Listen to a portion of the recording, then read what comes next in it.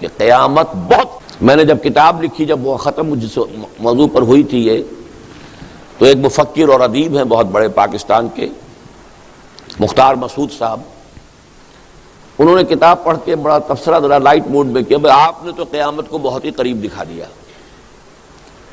میں نے جواباً قرآن مجید کی آیت پڑھ دی، انہم یرونہ بعیدا ونراہ قریبا،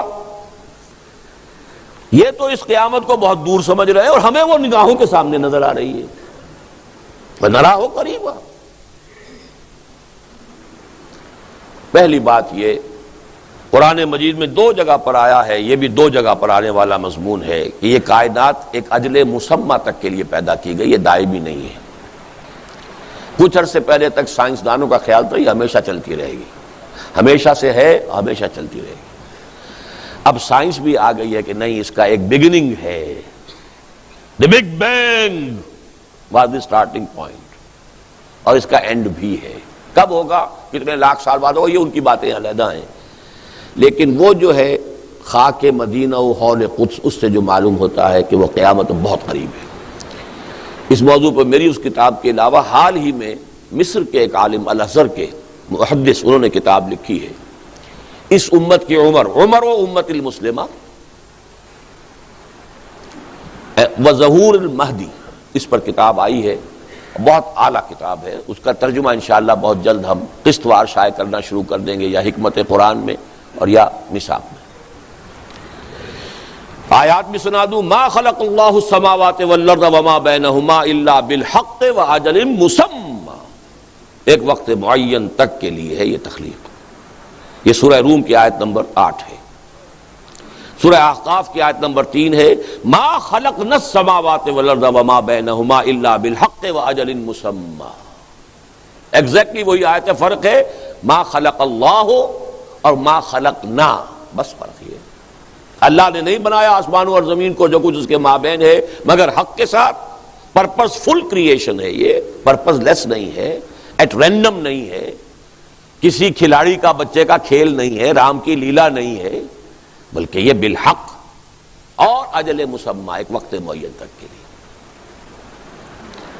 اس کے حوالے سے سمجھیے کہ قیامت بہت قریب ہے، نمبر 1۔ نمبر 2، قیامت سے پہلے کل روئے ارضی پر خلافت کا نظام قائم ہوگا، دین حق کا غلبہ ہوگا۔ میں اسے جس طرح علی وجہ البصیرت، جس یقین کے ساتھ کہہ رہا ہوں، میں اسے ایمان کا درجہ کہہ سکتا ہوں کہ اس میں کوئی شک نہیں، اور جو شک کرتا ہے وہ اگر ناواقفیت کی وجہ سے کرتا ہے تو ٹھیک ہے، معذور ہوگا، لیکن آپ میرا کتابچہ پڑھ لیجئے، اور وہ احادیث، وہ تو بہت ہی چھوٹی جو مفت ہم تقسیم کرتے ہیں، نوید خلافت، اس میں وہ ہم نے احادیث ساری جو ہے سامنے رکھ دی ہے، جس کا محمد الرسول اللہ پر ایمان ہے اور انہیں الصادق و مصدوق سمجھتا ہے، اور جس کے نزدیک احادیث کے جمع و ترتیب میں جو بھی محنت کی ہے محدثین نے، اس کی بنا پر یہ حدیث موضوع نہیں قرار پا سکتی، تو اس کو تو شک نہیں رہے گا۔ دنیا کے خاتمے سے قبل کل روئے ارضی پر نظام خلافت علی منہاج النبوت کا قیام ہوگا، اور ظاہر بات ہے کہ اس کا آغاز تو کہیں سے ہوگا، ایک خطے سے ہوگا۔ گمان غالب ہے کہ وہ خطہ جو ہے وہ پاکستان اور افغانستان کا خطہ ہے۔ اس پر میں تقریریں کر چکا ہوں، یہاں بھی کر چکا ہوں، میری تحریریں موجود ہیں۔ اب آئیے نمبر 3، اس سے پہلے میں چونکہ ریورس آرڈر میں جا رہا ہوں، قیامت، اس دنیا کا خاتمہ، اس سے پہلے خلافت علی منہاج النبوت گلوبل، جس کا نقطہ آغاز میرے نزدیک ارض پاکستان و افغانستان۔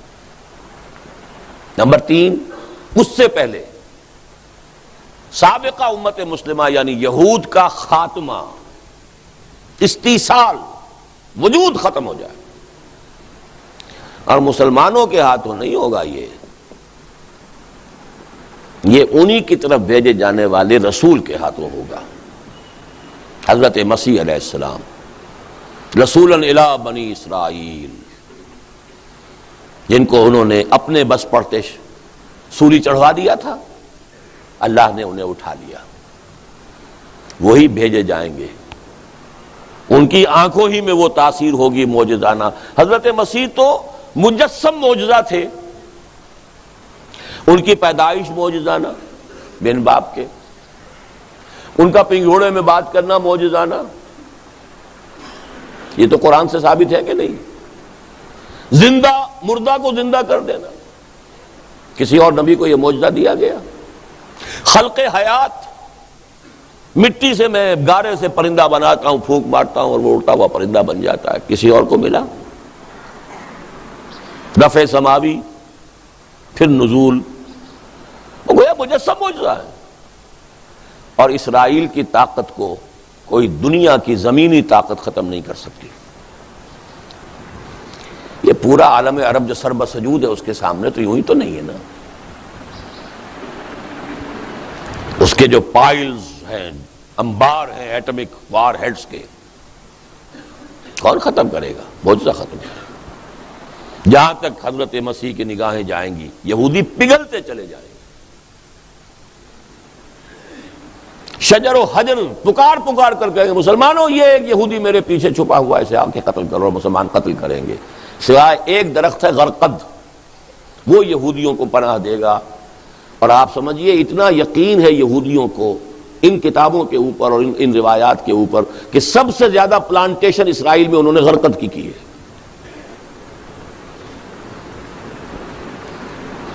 بہرحال میں تفصیل میں نہیں جا سکتا، پھر میں عرض کر رہا ہوں تفصیل کی وہ دلچسپی ہے تو وہ کتاب پڑھیے۔ لیکن نمبر 4 ہے بہت تلخ۔ یہ ساری باتیں تو بڑی اچھی لگ رہی ہیں نا ہمیں، خلافت قائم ہو جائے گی، دین کا غلبہ ہو جائے گا، کیا کہنے، یہودی ختم ہو جائیں گے، بہت اچھا۔ اس سے پہلے اس موجودہ امت مسلمہ کے سب سے اہم حصے پر بہت بڑا عذاب نازل ہوگا، ہولوکاسٹ کے درجے کا قتل عام ہوگا عالم عرب میں، یہودیوں اور ان کے سرپرستوں عیسائیوں کے ہاتھوں۔ الملحمۃ العظمی، میسیکرز، اور یہ سلسلہ شاید اگلے سال سے شروع ہو جائے۔ 1948 میں اسرائیل قائم ہوا تھا، اب اندازہ ہو رہا ہے، کچھ گواہی بھی ملی ہے کہ انہوں نے 50 برس کا مارجن رکھا تھا مسجد اقصیٰ کے شہید کرنے کا، 1998 میں وہ پورا ہو جائے گا۔ مسجد اقصیٰ شہید ہوگی، مسلمان احتجاج کرنے کے لیے اٹھے گا، جیسا ہندوستان کا مسلمان۔ ایودھیا کی مسجد کی کوئی حیثیت ہی نہیں تھی، بابر کی بنائی ہو کسی اور کی بنائی ہو، اس کی کیا حیثیت ہے؟ اور مسجد اقصیٰ وہ جب منہدم ہوگی تو کس طریقے سے چیخ کر اٹھے گا پوری دنیا کا مسلمان، خاص طور پر اس علاقے کا مسلمان، عرب مسلمان۔ فنڈامنٹلسٹ ہے ان میں، نوجوانوں میں بڑی زبردست طاقت موجود ہے، حکومت ایجنٹ ہے ان کی فہرست میں تازہ اضافہ ہو گیا یاسر عرفات کا، ورنہ جو کچھ الجزائر میں کر رہی ہے حکومت اور جو کچھ کہ مصر میں کر رہا ہے صدر جو ہے وہاں کا، وہ آپ کے علم میں بہت زبردست عذاب۔ اور نمبر 2 عذاب اس امت مسلمہ پاکستان پر آنے کا اندیشہ ہے، وہ یقینی ہے، یہ اندیشہ ہے، اس لیے کہ پہلے مجرم وہ ہیں، اس لیے کہ ان کو سب سے بڑا مقام اللہ نے عطا کیا، عربی میں قرآن نازل کیا، اور ان میں سے تھے عرب محمد صلی اللہ علیہ وسلم، یہ رتبہ بلند ملا جس کو مل گیا۔ لیکن انہوں نے بھی اگر اپنا قبلہ یا واشنگٹن کو بنایا یا ماسکو کو بنایا تو ان سے بڑا مجرم تو کوئی نہیں، ان پر تو بہت بڑی سزا آئے گی، یقین کے درجے میں آئے گی۔ دوسری سب سے بڑی جس کے اوپر اللہ تعالیٰ کا فضل ہوا ہے قوم، وہ پاکستان کے مسلمان ہیں۔ پاکستان کا قیام معجزانہ، میری کتاب استحکام پاکستان میں وہ 3 ابواب میں نے ثابت کر دیا ہے، ابھی حال ہی میں نوائے وقت نے اسے شائع کیا ہے دوبارہ ان ابواب کو، قیام پاکستان معجزانہ، اس کے لیے سارے تدابیر اللہ نے جو اختیار کی معجزانہ۔ ہندو اور انگریز کی ملی بھگت کے باوجود پاکستان کا قیام، ماؤنٹ بیٹن گاندھی کا چیلا، نہرو فیملی سے اس کے جو تعلقات تھے ان سب کو پیش نظر رکھی اور پھر پاکستان قائم ہو گیا۔ لیکن ہم نے کیا کیا؟ پاکستان کا مطلب کیا؟ لا الہ الا اللہ، وہ کہاں ہے؟ 50 برس تو ہو گئے لیکن وہ اسلام کہاں ہے؟ بہرحال دوسری سب سے بڑی مجرم قوم، 130 کروڑ مسلمان دنیا میں اس وقت ہے اندازاً، 20 کروڑ عرب ٹاپ کے مجرم، 10 کروڑ مسلمانان پاکستان نمبر 2 مجرم، باقی جو 100 کروڑ ہیں ان کا معاملہ نیچے کا ہے۔ یہ عذاب آنے والا ہے۔ یہ تو میں نے ابھی بات کی ہے جو اس سربے کے ذریعے سے مجھے نظر آئی ہے، اس کائناتی حکومت کی جو تدبیر ہے اس کے تحت کیا ہونے والا ہے۔ شاید آئندہ 100 سال کے اندر اندر یہ سارا معاملہ پورا ہو جائے، واللہ عالم۔ اب ذرا نیچے آئیے، عالم ارضی، یہودیوں کی مالیاتی حکومت کرۂ ارضی کے 3/4 پر قائم ہو چکی ہے۔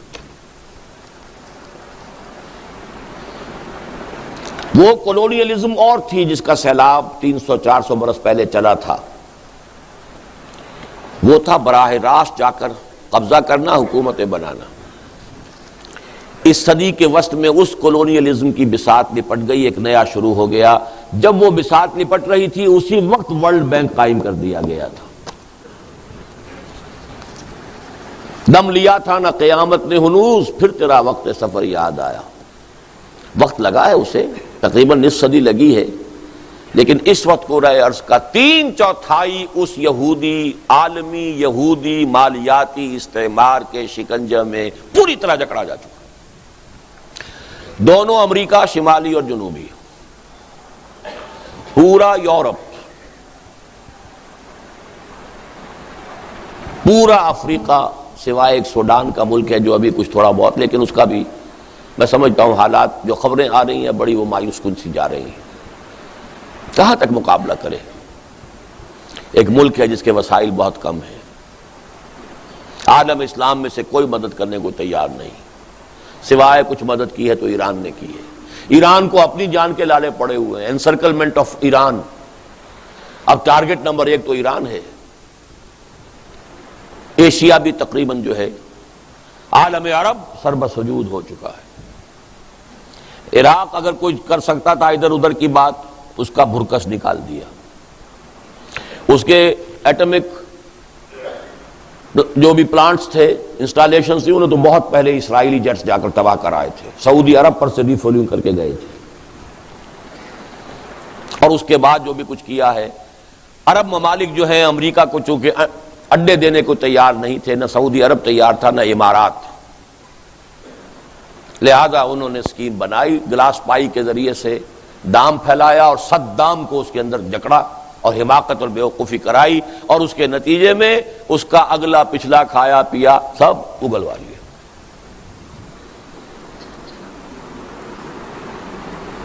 یہ حال ہے، 3/4 کرۂ ارضی کا جا چکا ہے۔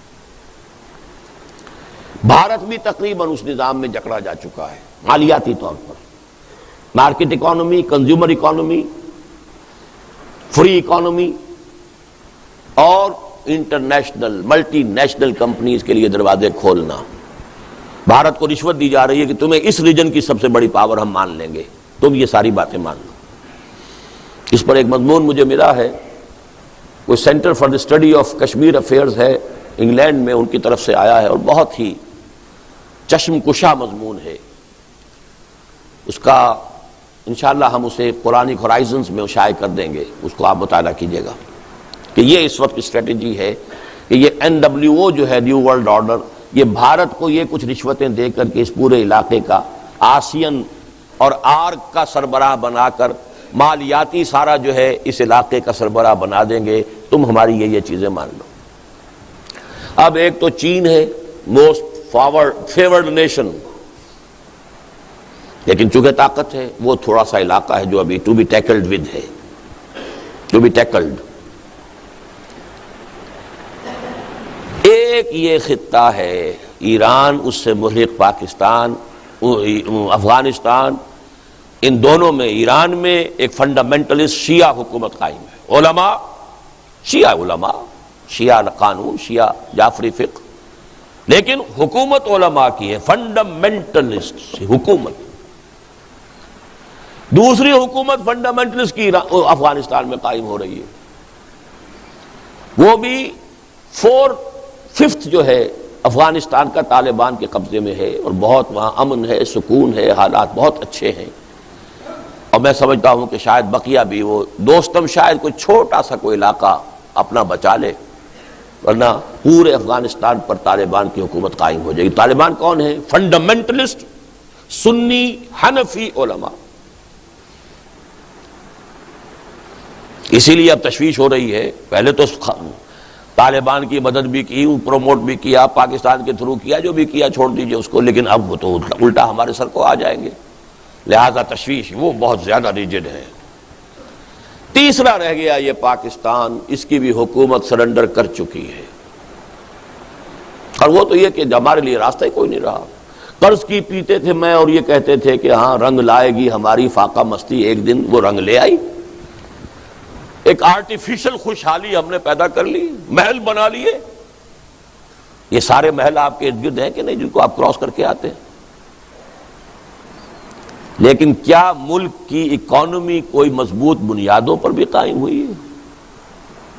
یہ ملک وہ ہے جو دنیا کا غریب ترین ملک ہے، لیکن جس میں انسان دنیا کے امیر ترین رہتے ہیں، مقبوض، ہر ایک بال بال قرض کے اندر بدا ہوا، ہر بچہ پیدا ہوتے ہی مقروض۔ لہذا اس ورلڈ بینک اور IMF کو اس کو جدھر چاہیں مروڑ دیں، یہ ان کے اختیار میں ہے۔ یہ حالات ہیں۔ اس نیو ورلڈ آرڈر کو اگر کوئی ریزسٹ کر سکتا ہے تو صرف یہ خطہ، ایران، افغانستان اور پاکستان، اور اگر یہ ہو گیا تو روسی ترکستان کا علاقہ بھی، اس میں بھی کچھ فنڈامنٹلز تحریکیں اور فکر جو ہے پہنچ چکا ہے، لیکن ان کی چونکہ برین واشنگ بہت زیادہ ہو چکی ہے، لہذا انہیں وقت لگے گا، ابھی آسان کام نہیں ہے ان کا۔ مجھے بتایا گیا، میں تو ٹیلی ویژن نہیں دیکھتا، BBC ٹیلی ویژن نے میرے کسی خطبہ جمعہ کے حوالے سے یہ بات کہی ہے، a danger signal for the west, میری اسی تجویز کو کہ ایران، پاکستان اور افغانستان کا ایک بلاک بننا چاہیے، انہوں نے کہا it's a red signal for the west, danger signal for the west. یہاں کے لوگوں کے کانوں پہ جوں نہ ہل رہی ہو، انہیں معلوم ہو جاتا ہے کیا میری حیثیت ہے، میری کوئی جماعت ہے، مٹھی بھر لوگوں کی ہے، کوئی حیثیت نہیں ہے میری، لیکن جو بات میں کہہ رہا ہوں اس کی جو اہمیت ہے وہ ان کو